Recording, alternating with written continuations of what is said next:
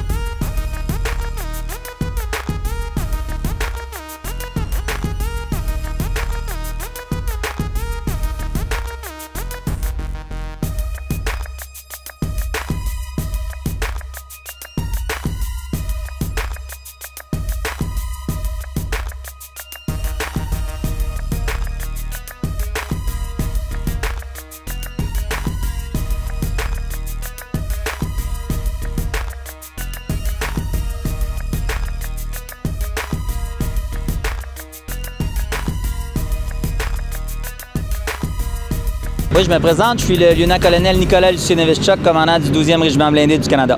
L'exercice Rafale Blanche, c'est un exercice qui a pour but de maintenir les compétences de nos soldats afin de préparer le déploiement sur l'OP Réassurance en Lettonie. Les missions associées à l'exercice vont principalement être de deux types, des missions de reconnaissance puis des missions de sécurité tactique. On a environ 400 militaires, une soixantaine de véhicules blindés qui vont opérer dans la grande région de la MRC de Portneuf. Portneuf nous permet de nous aguerrir de façon vraiment plus élevée. En fait, les distances sur lesquelles on s'entraîne pour une unité blindée, c'est extrêmement bénéfique. Portneuf nous permet de quitter Valcartier, de se déployer en reconnaissance sur des longues lignes de communication, de tester nos communications longue portée, de tester les systèmes de reconnaissance, d'être en terrain nouveau aussi, terrain un peu moins connu que nos zones d'entraînement traditionnelles. Donc, ça nous permet de se lancer des défis additionnels puis de préparer nos soldats pour l'opération de dissuasion en Lettonie. Je vous dirais que ce n'est pas le facteur principal qui nous amène ici dans Portneuf. Ceci étant dit, comme je vous mentionnais, les défis logistiques associés à la longueur de notre zone d'opération sont définitivement bénéfiques pour notre opération en Lettonie. On a été extrêmement bien accueillis. Les gens sont chaleureux. On voit quand on se promène en véhicule blindé léger, les gens saluer au passage. Évidemment, au niveau des mairies, la collaboration est forte. Vous allez voir aujourd'hui avec la conférence des élus cette collaboration-là. Ça va nous faire plaisir de remercier là, chaque mairie qui nous accueille dans la communauté. Pour les militaires, je pense que c'est toujours important d'être prêt. L'Armée canadienne nous donne des normes d'aptitude au combat qu'on doit compléter, donc on s'entraîne, on doit être prêt. Comme je mentionnais à votre collègue, la mission en Lettonie n'est pas nouvelle. Ça fait plusieurs années qu'on opère dans cette zone-là, puis on va continuer d'être prêt. C'est ça que le gouvernement nous demande de faire, de répondre aux objectifs de sécurité du Canada, puis l'entraînement ici va vraiment nous permettre de le faire. Non, c'est pas la première fois que je participe à un exercice ici dans Port-Neuf. La dernière fois que j'y étais, c'était en 2014, donc ça me fait vraiment plaisir de renouer avec les gens de la communauté. Non, moi je viens de Repentigny dans le secteur de Montréal, mais c'est toujours un plaisir là, de se déplacer dans Port-Neuf. C'est un peu une MRC d'adoption pour les membres du 12e Régiment blindé du Canada. On s'entraîne quand même assez souvent dans le secteur.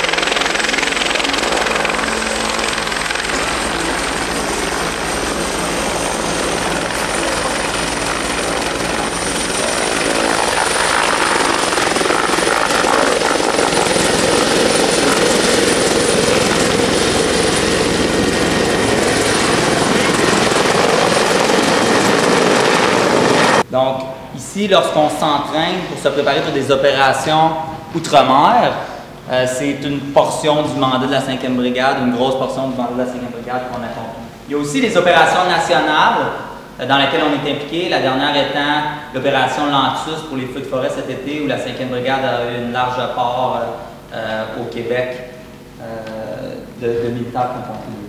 Au sein de la brigade, vous voyez maintenant de façon un petit peu plus définie qui participe, qui sont les 400 militaires. On a des membres du 12e régiment blindé du Canada, c'est le groupe principal à l'entraînement ici.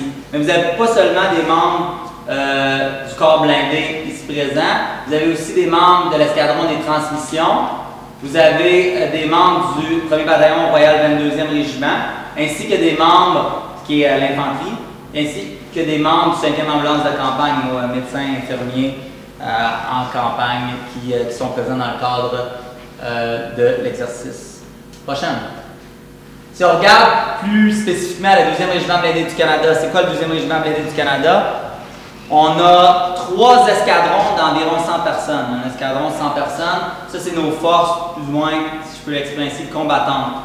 On a une troupe de reconnaissance régimentaire, c'est nos yeux et nos oreilles sur le terrain, une trentaine de personnes qui sont vraiment plus spécifiques à la reconnaissance rapprochée.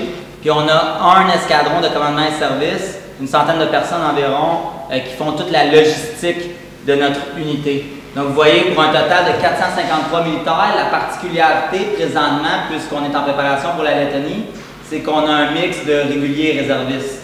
Dans la force qui va déployer à la Lettonie, on a environ 20% de réservistes qui sont présents au sein du 12e régiment blindé du Canada. Donc c'est quand même important, c'est des militaires qui se joignent à nous, qui parfois ont des métiers autres que l'armée à temps plein. 135 véhicules. Vous voyez quelques-uns de nos véhicules que vous allez apercevoir sur vos routes dans vos communautés. Le véhicule blindé léger 6e version, le véhicule blindé tactique de patrouille. Vous avez embarqué dans ces véhicules-là plus spécifiquement. Puis si vous voyez voler des petits Raven Bee, des drones, des mini UAV dans le ciel, c'est normal, c'est nous qui opérons ces plateformes-là. Notre mission est la même pour nous, c'est de générer, employer des troupes blindées capables d'opérer dans l'ensemble du spectre des opérations au niveau national et international. Donc, on est calqué sur notre QG supérieur, la 5e brigade. Particularité pour notre entraînement ici, on a une unité affiliée au 12e régiment blindé du Canada qui est le 4e chasseur. Le 4e chasseur provient de Gap, dans les Alpes françaises. C'est une unité de cavalerie blindée qui a une expertise montagne. Depuis plusieurs années, on a un échange où une année, les gens du 4e chasseur nous visitent et l'année suivante, on les visite en France dans le cadre d'exercices.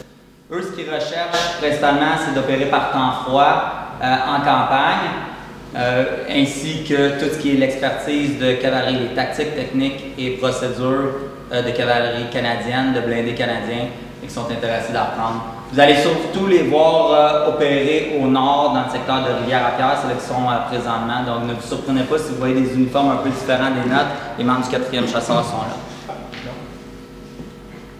C'est tout pour moi. Vous en faites combien d'exercices comme ça avant de partir pour la Lituanie? Pour la Lettonie, habituellement, là, ouais, habituellement, c'est par organisation, il va y avoir peut-être, ça a commencé en fait l'année passée. L'année passée, il y a eu tout l'automne, plus après ça, les troupes de Valcartier ont été en Alberta faire beaucoup de simulations réelles. Fait qu'en fait, l'escadron qu'on va déployer l'été prochain, elle s'entraîne depuis environ 1 an. Fait que vous mettez peut-être une dizaine d'exercices au total.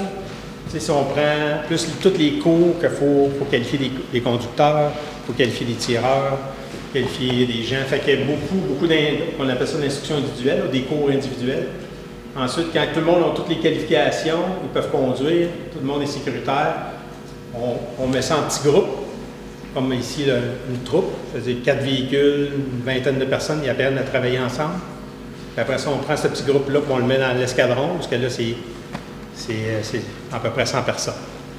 Fait que, puis on fait ça avec la mission en blanc. Puis à un moment donné, il faut faire avec la mission réelle. Fait que tout le monde qui est ici a fait des chantiers ou des simulations avec la mission réelle avant de déployer.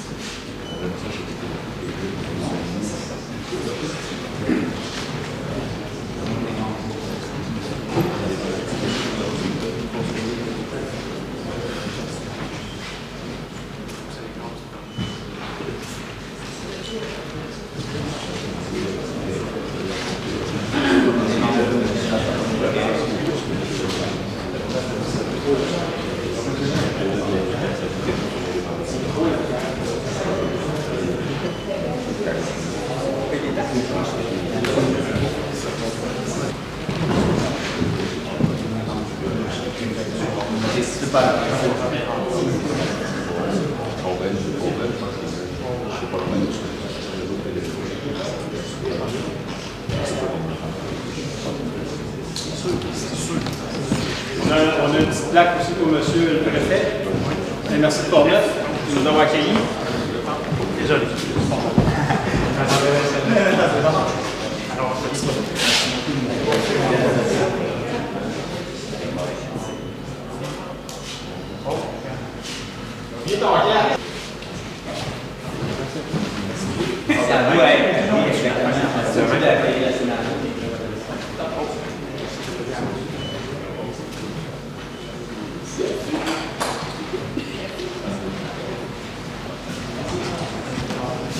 Merci. Merci beaucoup. Ouais, vous êtes invités à rester sur place, continuer à... Pardon? Ouais. Vous êtes invités à rester sur place, puis à partager quelques moments avec nous, mais avant qu'on se sépare, je donne maintenant la parole au commandant du 5e groupe aux gardes mécanisées du Canada, le colonel Aspiro. C'est important de le faire, puis au fil des années, on ne réalise pas à quel point que nous, on comprend notre monde parallèle, c'est un peu ça.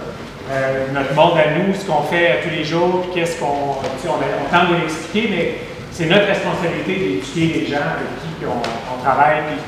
Puis, je n'en parlais avec quelques-uns d'entre vous avant, qu'on est appelé à la dernière minute dans des contextes où est-ce qu'il n'y a plus personne d'autre qui est capable de le faire ou qu'on arrive encore en état d'urgence. Lorsqu'on peut développer ces liens-là avant que l'état d'urgence arrive, ben ça aide. Et si un jour, et heureusement, j'espère que ça n'arrivera pas, là, mais si un jour on a besoin de venir, bien, au moins on va avoir développé ces liens-là, puis c'est important de le faire. Puis lorsqu'on se déploie, des fois c'est dur de comprendre, bien, pourquoi ils doivent retourner à leur quartier, pourquoi ils ne peuvent pas continuer à remplir des poches de sable ou les ramasser. Bien, justement, là, on l'a bien décrit. Il y a énormément d'entraînement qui vient avec un pré-déploiement, partir pour la Lettonie, aller dans un autre pays pour aider. Puis ça, c'est sous-estimer la quantité d'entraînement qui est requis pour s'assurer que nos troupes militaires ont du succès à l'extérieur. Fait que je suis très heureux de voir que l'équipe a pris le temps de le faire, mais surtout de vous rassembler ici et vous rencontrer, puis aussi vous remercier pour ce soutien-là, parce que oui, on dérange. Des fois, il y a des communautés qui ne nous voient pas souvent, mais ça nous aide énormément de sortir de la base. Ça nous aide et ça nous prépare, puis on l'apprécie, on apprécie la communauté. Puis c'est important aussi de prendre le temps, puis bravo à l'équipe, de prendre le temps, arrêter les véhicules, puis montrer qu'est-ce qu'on a comme équipement, parce que c'est pas notre équipement à nous seulement, c'est à toute la communauté, à tous les citoyens canadiens, cet équipement-là, montrer qu'est-ce qu'on a comme équipement, puis on est très bien équipés pour faire notre travail. Fait que, merci d'avoir pris le temps de le faire. Merci de nous aider à éduquer aussi nos troupes, parce que ça les aide énormément à se préparer, et dans quelques mois, ces gens-là, une grande partie de l'équipe que vous avez vue ici, ben, vont aller faire leur travail en Lettonie. Fait que, merci énormément pour votre soutien, votre support, et on l'apprécie. Et, tu m'as expliqué que tu étais réserviste pour les Forces armées canadiennes.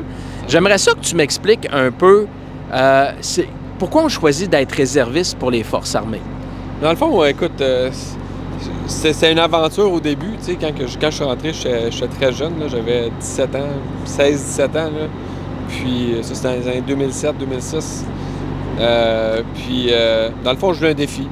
Fait que je voulais me pousser, je voulais faire des choses hors du commun, puis c'est ça, ça a commencé à mon unité à Hull, au régiment de Hull. C'est là que j'ai commencé il y a déjà près de 17 ans, 18 ans.